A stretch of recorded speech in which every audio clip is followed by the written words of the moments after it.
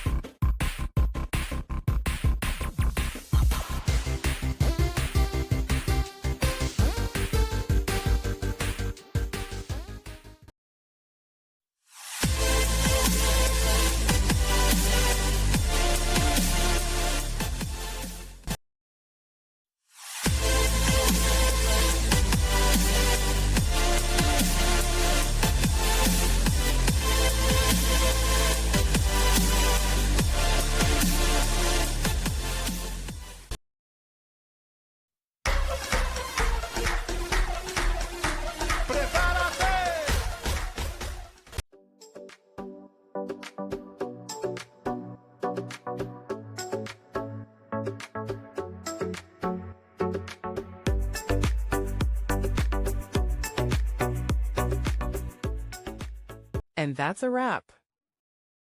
I hope you found the answer you were looking for. If you did, take a second to hit that subscribe button. It really helps out. And let me know in the comments which solution worked best for you. See you next time in the debug zone.